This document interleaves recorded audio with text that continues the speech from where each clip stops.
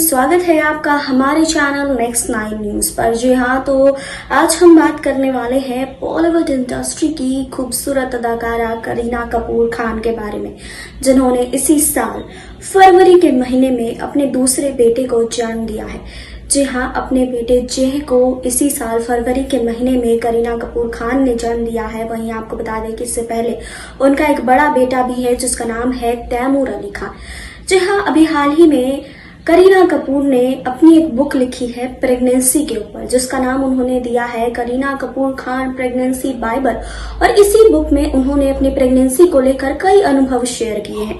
जी हाँ, और इस बुक में उन्होंने अपने बेटे तैमूर के बारे में भी कई सारी चीजें कही है, जिसको लेकर आज हम इस रिपोर्ट में बात करेंगे और आपको बताएंगे कि आखिर उन्होंने अपने बेटे तैमूर के बारे में क्या कुछ कहा है। लेकिन यहाँ नहीं, आगे इस रिपोर्ट में।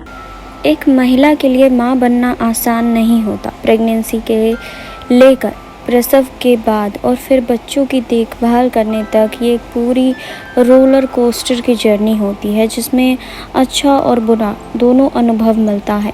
थोड़ा सुकून होता है तो थोड़ी परेशानी होती है।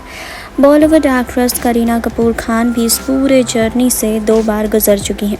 हाल ही में एक्ट्रेस ने अपनी किताब प्रेगनेंसी बाइबल लॉन्च की है, जिसमें उन्होंने अपने दोनों प्रेगनेंसी के बारे में अपने अनुभव को शेयर किया है। उस किताब में एक्ट्रेस ने अपने दोनों बेटों तैमूर अली खान और जेह अली खान के बारे में अपने अनुभवों को शेयर किया है। उन्होंने बताया है कि उन्हें अपनी पहली प्रेगनेंसी और प्रसव के बाद कितनी परेशानियां हुई। उन्हें अपने बेटे तैमूर अली को छोड़कर काम पर जाने पर कितनी तकलीफ़ होती थी।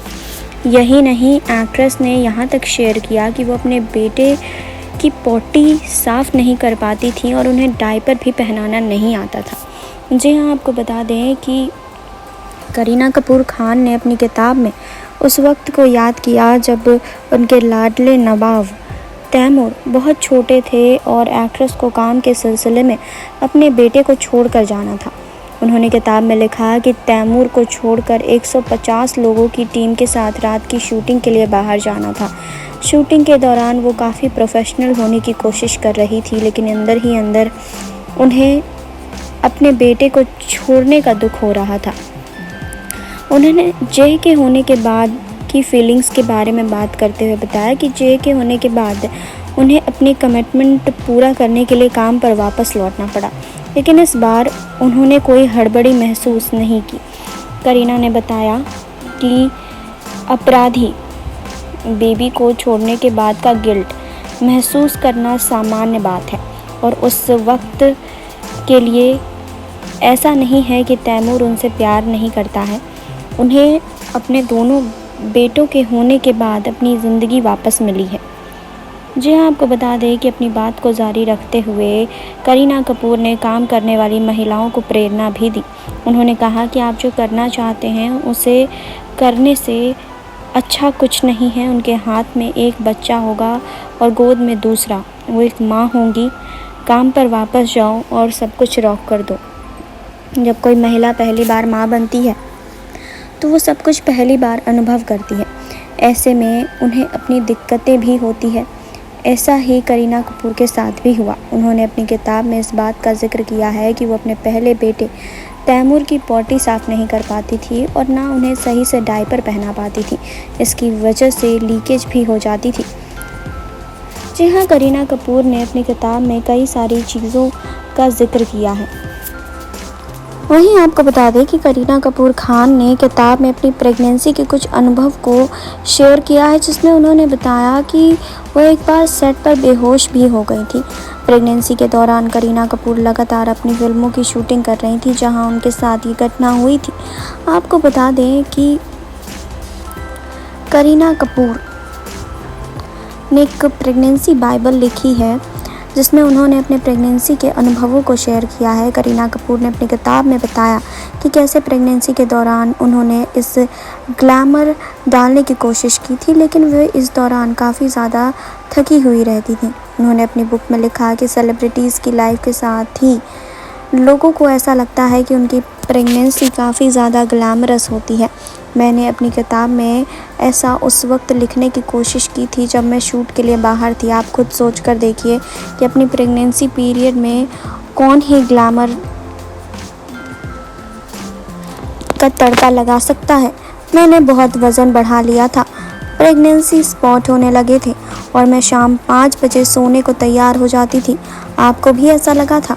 जी हाँ, ये सारी बातें खुद करीना कपूर ने अपनी किताब में लिखी है और लोगों को कई सारी चीज़ों के लिए सलाह भी दिया है। जी हाँ, कुछ समय पहले ही आपको बता दें कि करीना कपूर के छोटे बेटे जेह की तस्वीर भी इस किताब से ही बाहर आई थी, जिसमें उनके छोटे बेटे की तस्वीर काफ़ी ज़्यादा प्यारी लग रही थी। लोग उस तस्वीर की जितनी तारीफ़ कर रहे थे। जी हाँ, वहीं इस प्रेगनेंसी बाइबल ने अपने दोनों ही बच्चों के बारे में करीना कपूर ने काफ़ी कुछ लिखा है और काफ़ी चीज़ों का खुलासा किया है कि किस तरह से प्रेगनेंसी के समय वो काम पर जाया करती थी और किस तरीके से उनकी सास शर्मिला टैगोर ने उन्हें प्रेगनेंसी के समय सपोर्ट किया। वहीं आपको बता दें कि कैसे तैमूर के होने के बाद वो तैमूर को डायपर तक नहीं पहना पाती थी, उनकी पॉटी तक साफ़ नहीं कर पाती थी। ये सब चीज़ें करीना को नहीं आती थी, लेकिन धीरे धीरे अब करीना ने ये सब चीज़ करने की कोशिश की। जी हाँ, आपको बता दें कि करीना कपूर खान ने ये भी बताया कि कैसे वो अपने बड़े बेटे तैमूर को घर पर छोड़कर शूटिंग पर जाया करती थी, तो उनका मन बिल्कुल भी शूटिंग में नहीं लगता था, क्योंकि उन्हें हमेशा यही लगता था कि वो अपने बच्चे को छोड़कर काम पर गई हैं। जी हाँ, हमेशा ही उनका ध्यान अपने बेटे की तरफ रहता था। जी हाँ, एक माँ होने के नाते ये बिल्कुल स्वाभाविक है कि अगर कोई अपने बच्चे को छोड़कर काम पर जाएगा तो उस माँ का ध्यान तो अपने बच्चे पर लगा ही रहेगा। वहीं करीना कपूर ने ये बड़ा फ़ैसला लिया था कि वो काम पर लौटेंगी और वो काम पर लौटी भी और अपने सारे प्रेगनेंसी के अनुभवों को उन्होंने इस प्रेगनेंसी बाइबल में शेयर किया है और ये किताब उन्होंने लिखी है। आपने देखी अभी ये रिपोर्ट। आपने जाना कि करीना कपूर ने अपने प्रेगनेंसी बाइबल में अपने बेटे तैमूर को लेकर क्या कुछ कहा है। उन्होंने साफ लिखा है कि मुझे तैमूर को डायपर पहनाना तक नहीं आता था, मुझे बहुत बुरा लगता था जब मैं उसे घर पर अकेला छोड़कर जाती थी। जी हाँ, एक माँ के लिए आसान नहीं होता अपने बच्चे को घर पर अकेला छोड़कर जाना काम पर, लेकिन करीना कपूर ने हर चैलेंज को एक्सेप्ट किया और आगे बढ़ी। जी हाँ, तो आपका इस रिपोर्ट पर क्या कहना है, आप हमें कमेंट बॉक्स में बता सकते हैं। फिलहाल के लिए आप जुड़े रहिए हमारे साथ, लाइक कीजिए, सब्सक्राइब कीजिए और बेल आइकन दबाना बिल्कुल ना भूलें।